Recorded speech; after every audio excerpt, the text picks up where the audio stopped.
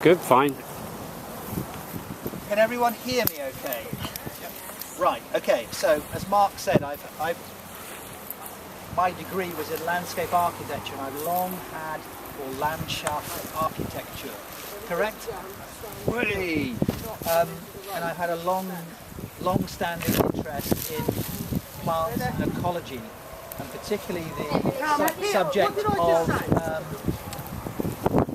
exotic plants that come from other parts of the world, and how they behave when they're in this country, for example, or in other countries. We'll come back to that.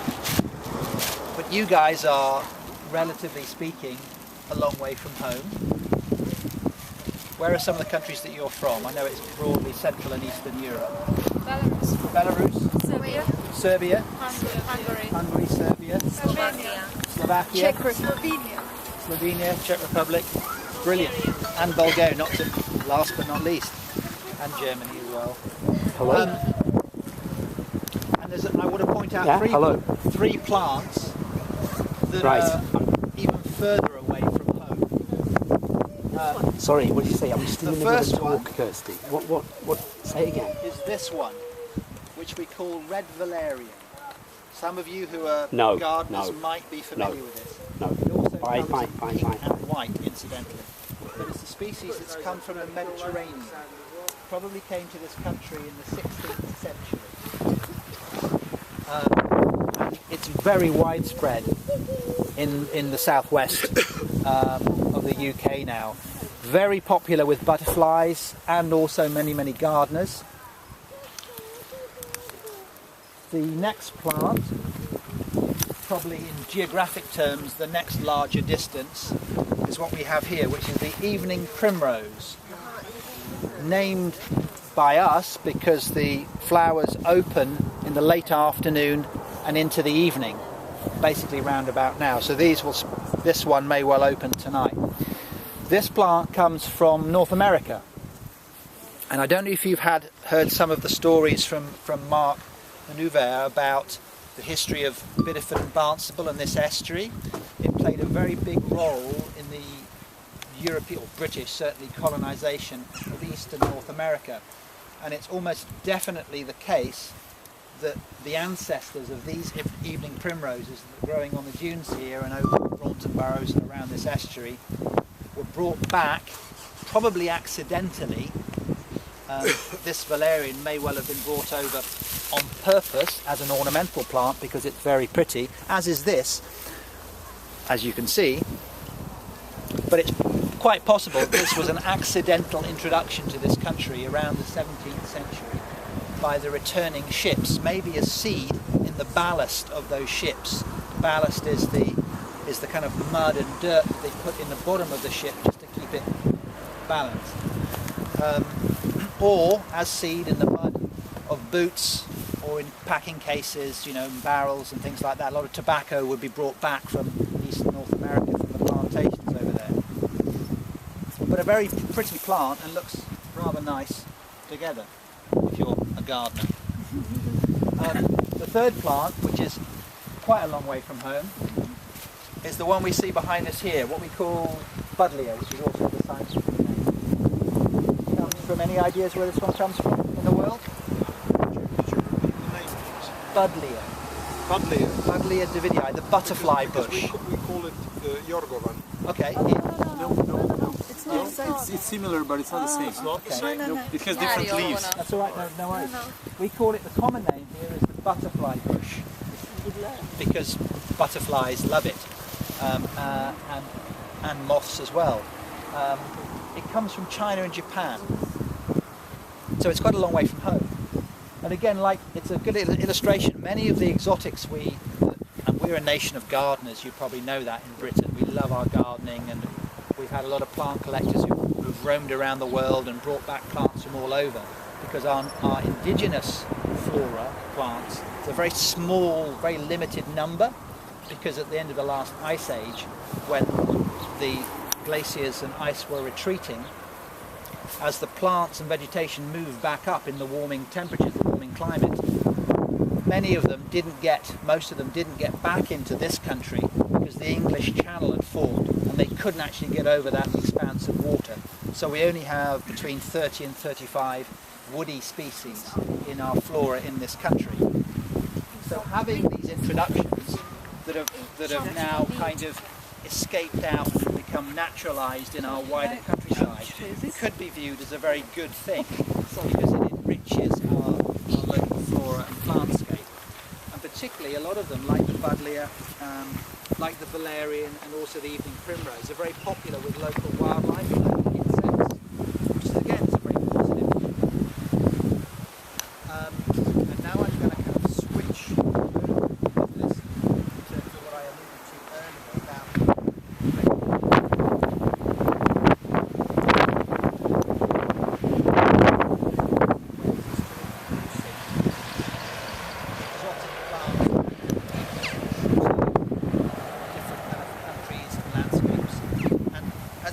suggested there's a lot of positives, but there are people who would suggest that there are problems as well. Conservationists, for example, might be concerned that certain exotics will become what we call invasive and have a detrimental effect to a local ecology, a local habitat or ecosystem. But in this country there's something, a rule called the Williamson's rule, which is the 1% rule, which supposedly works in this country. I'm not sure if it works in other countries, but it says that for all the plants that are introduced to this country, only 10% will become established in the wider landscape. They'll become naturalised, like the 3 examples that I've shown you. And of those 10%, only 10%, i.e. 1% of the total, will go on to become invasive or a problem species. But it's interesting that there's now research coming through that's suggesting that even those invasive, so-called invasive species, if you give them enough time and wait, they will settle down and just become a part of the local ecology and not be problematic anymore. And what I wanted to ask you, and this is something for you that you can give thoughts now or take it away and maybe discuss it back in the classroom. I've started wondering the last week or so, since I was talking to Mark about this, whether we can take Williamson's rule and maybe look to see if we can find an analogy within human immigration, because certainly in this country, as you may know, there are enough people, sadly, who make a big negative issue around immigration and the fact that people come here from, I don't want to pick on any particular country, but some countries are picked upon, but from Central and Eastern Europe, and take our jobs or negatively affect our communities. I'm not one of those, I have to say. Probably a minority, although who's to say? I think the immigration issue is something that's happening, being talked about all over Europe.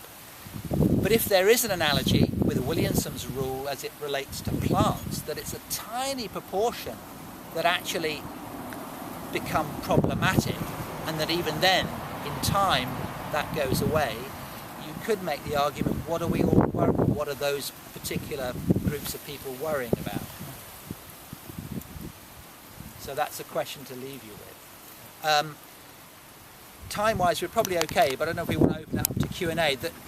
There is another, there's a whole, sand dunes and gravelly areas are very good sites to find exotic plants that have run that are going native, going natural. And there's one right behind Mark, the spiky plant.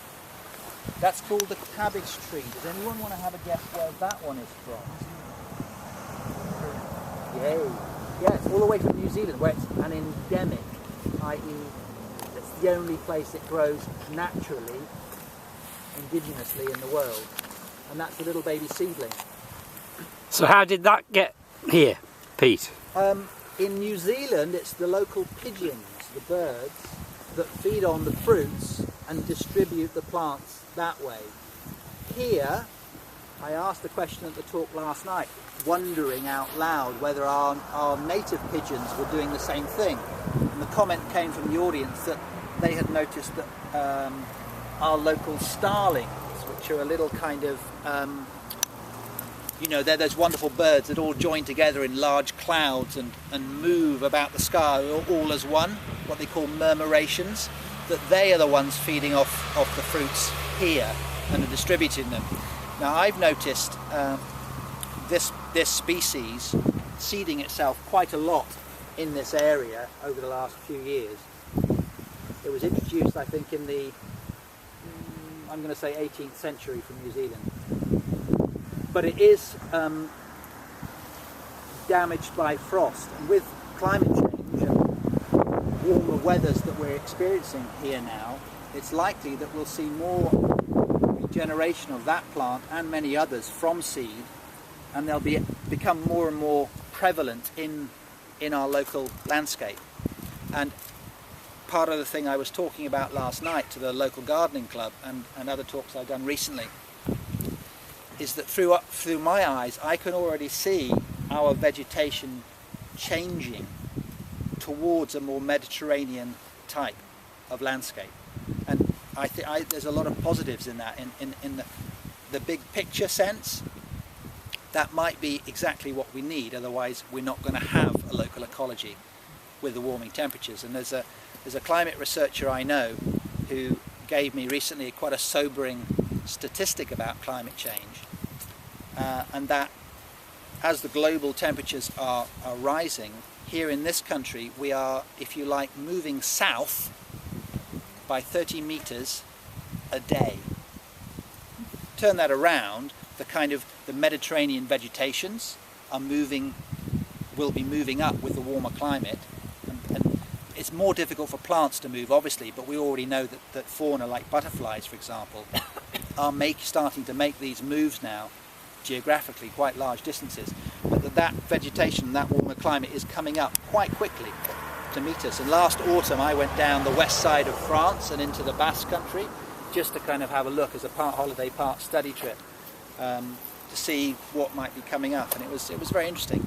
And some of our forestry commission and other official bodies are already kind of advising to plant native species in woodland plantings, for example.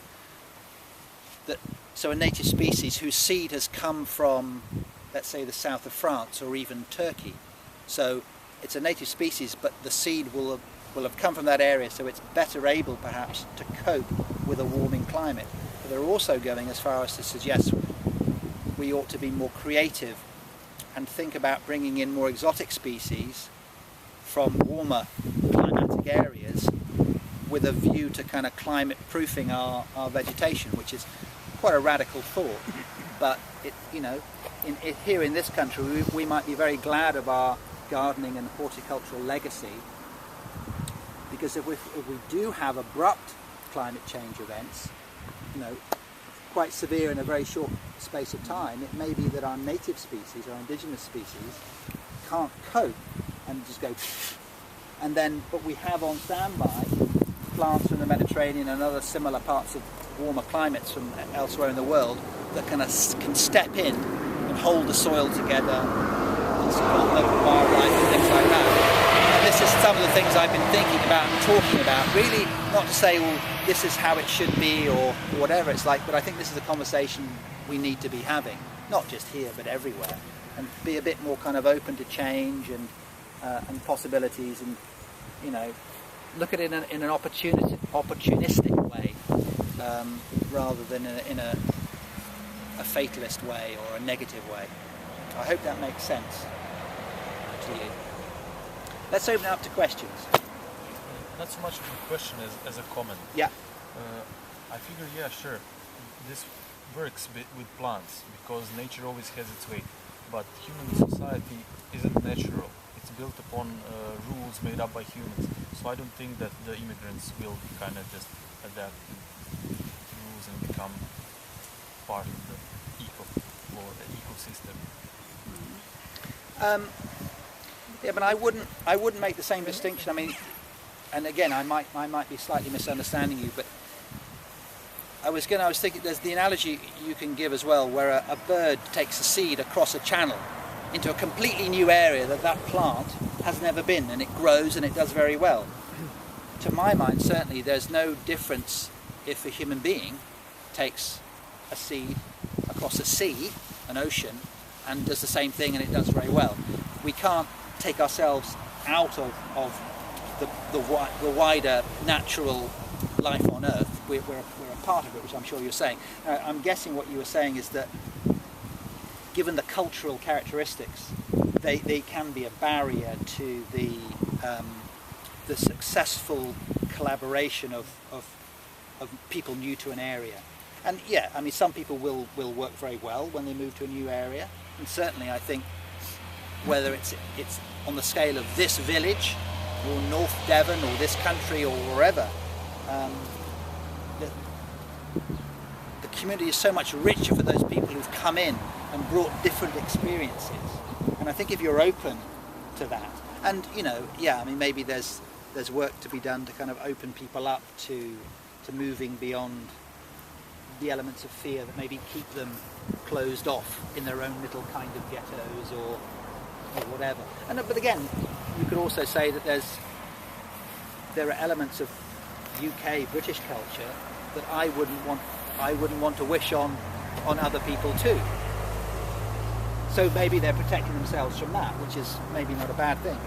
It's a complicated thing, isn't it? But it's a good question. I mean, one thing to bear in mind, I think, is that we all come from somewhere. I mean, we crawled out of the oceans onto land, and probably somewhere in Africa we originated, and then we moved to other places. And you know, Bear in Hungary, where's Bear? Yeah, in Hungary. I mean, Hungarians all came from Central Asia, didn't they, with tribes, and some stayed in Hungary, and then others moved up to Finland and Estonia. And if you look at Britain, people came in from the Angles, the Saxons, and the Jutes. You know, like, there's a whole history of emigration, immigration, isn't it? What did yeah? the Saxons and the Angles do to the indigenous, well, sort of indigenous Celts? What did they do? Yes. Well, yes. I mean, there's histories littered with unfortunate circumstances like that. And another thing, isn't there an American species of squirrel that's almost pushed out the local one? Grey and red or whatever. Yeah, the red squirrel. Yes, yes. I mean, this 1% in Williamson's rule. Within that 1%, there are some, on the face of it, problematic species. I think the Williamson's rule mainly relates to plants. I might have that wrong. It might also be animals. I'm not sure. But there's a draft of a new book that I read about invasion biology. Note the term. And this guy's raising a lot of questions about this big money industry around fighting, combating invasive species in countries all over the world, both plants and animals. And his position was that much of the research used to support that this plant or that animal is a bad thing, public enemy number one for our natural local ecosystems, a lot of the research does not stand up when you look at it really closely. It's kind of beefed up to kind of support commercial interests at the end of the day. But he says at the same time, yes, there are one or two problematic species. But as I said, and as he suggests in his book, this is where I got this idea from. If you wait and rather than make the situation worse, you kind of let go of it and just let the natural process play out. And it's difficult perhaps to relate it to the example you just gave in human terms, because there's a lot of angst and heartache that goes along with that.